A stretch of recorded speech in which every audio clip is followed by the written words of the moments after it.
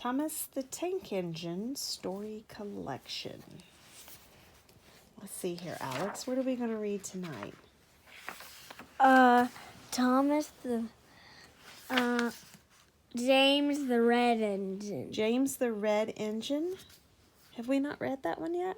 No. I don't think so. Page. Do you know what numbers those are? Do you know what number that is? 6.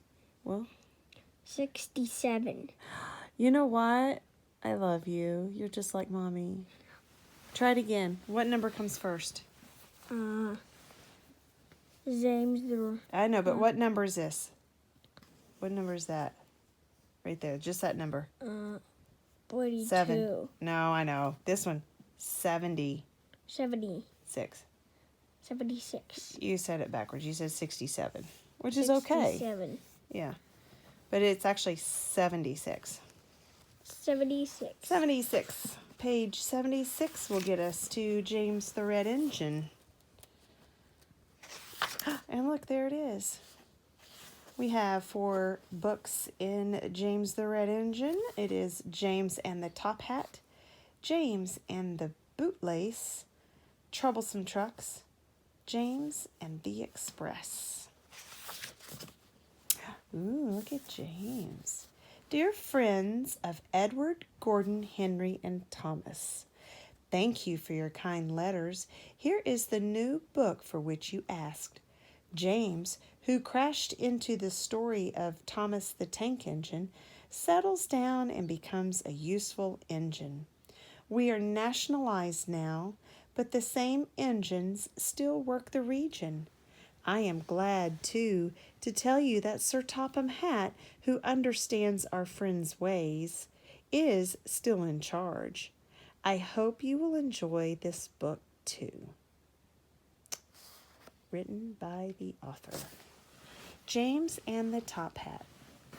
James was a new engine who lived at a station at the other end of the line. He had 2 small wheels in front and 6 driving wheels behind. There's 2 small wheels. They weren't as big as Gordon's, and they weren't as small as Thomas's. You're a special mixed traffic engine, Sir Topham Hatt told him. You'll be able to pull coaches or freight cars quite easily. But freight cars are not easy things to manage, and on his first day, they had pushed him down a hill into a field. He had been ill after the accident, but now he had new brakes and a shining coat of red paint. The red paint will cheer you up after your accident, said Sir Topham Hatt kindly. You are to pull coaches today, and Edward shall help you. They went together to find the coaches. Be careful with the coaches, James, said Edward. They don't like being bumped. Freight cars are silly and noisy. They need to be bumped and taught to behave, but coaches get cross and will get you back. They took the coaches to the platform and were both coupled on in front. Sir Topham Hatt, the station master, and some little boys all came to admire James's shining rods and red paint. James was pleased. I am a really splendid engine, he thought, and suddenly let off steam. Wheesh! Sir Topham Hatt, the station master, and the guard all jumped, and a shower of water fell on Sir Topham Hatt's nice new top hat. Just then, the whistle blew, and James thought they had better go. So they went. Go on, he puffed to Edward. Don't push, puffed Edward, for he did not like starting quickly. Don't go so fast, grumbled the coaches. But James did not listen. He wanted to run away before Sir Topham Hatt could call him back. He didn't even want to stop at the first station.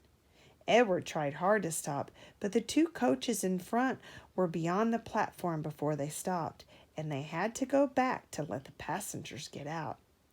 Lots of people came to look at James, and as no one seemed to know about Sir Topham's top hat, James felt happier. Presently, they came to the junction where Thomas was waiting with his two coaches. "Hello, James," said Thomas kindly. "Feeling better? That's good. That's my guard's whistle. I must go. Sorry I can't stay. I don't know what Sir Topham Hatt would do without me to run this branch line." And he puffed off importantly with his two coaches into a tunnel. Leaving the junction, they passed the field where James had had his accident. The fence was mended, and the cows were back again. James whistled, but they paid no attention. They clattered through Edward's station yard and started to climb the hill beyond. "It's ever so steep, it's ever so steep," puffed James. "I've done it before, I've done it before," puffed Edward. "It's steep, but we'll do it. It's steep, but we'll do it," the two engines puffed together as they pulled the train up the big hill. They both rested at the next station. Edward told James how Gordon had been stuck on the hill and he had to push him up. James laughed so much that he got hiccups and surprised an old lady in a black bonnet. She dropped all her parcels, and 3 porters, the station master and the guard, had to run after her, picking them up. James was quiet in the shed that night. He had enjoyed his day, but he was a little afraid of what Sir Topham Hatt would say about the top hat. James and the bootlace. Next morning, Sir Topham Hatt spoke severely to James. "If you can't behave, I shall take away your red coat and have you painted blue." James did not like that at all, and he was very rough with the coaches as he brought them to the platform. Come along," he called rudely. All in good time, all in good time," the coaches grumbled. "Don't talk, come on," answered James, and with the coaches squealing and grumbling after him, he snorted into the station. James was cross that morning. Sir Topham Hatt had spoken to him. The coaches had dawdled, and the worst of all, he had had to fetch his own coaches. "Gordon never does," thought James, "and he is only painted blue. A splendid red engine like me should never have to fetch his own coaches." And he puffed and snorted round to the front of the train and backed up to it with a rude bump. "Ooh," groaned the coaches, "that was so bad." To make James even crosser, he then had to take the coaches to a different platform, where no one came near him as he stood there. Sir Topham Hatt was in his office. The station master was at the other end of the train with the guard, and even the little boys stood a long way off. James felt lonely. "I'll show them," he said to himself. "They think Gordon is the only engine who can pull coaches." And as soon as the guard's whistle blew, he started off with a tremendous jerk. Come on," he puffed, and the coaches, squeaking and groaning in protest, clattered over the switches onto the open line. Hurry, puffed James. You're going too fast, said the coaches, and indeed they were going so fast that they swayed from side to side.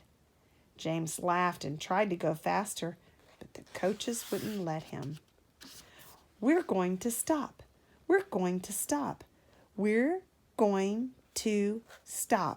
they said, and James found himself going slower and slower. What's the matter? James asked his driver. The brakes are on. Leak in the pipe, most likely. You've banged the coaches enough to make a leak in anything. The guard and the driver got down and looked at the brake pipes all along the train. At last they found a hole where rough treatment had made a joint work loose. How shall we mend it? Said the guard. James's driver thought for a moment. We'll do it with newspapers and a leather bootlace. Well, where is the bootlace coming from? Asked the guard. We haven't got one. Ask the passengers, said the driver. So the guard made everyone get out. Has anybody got any leather bootlace? He asked.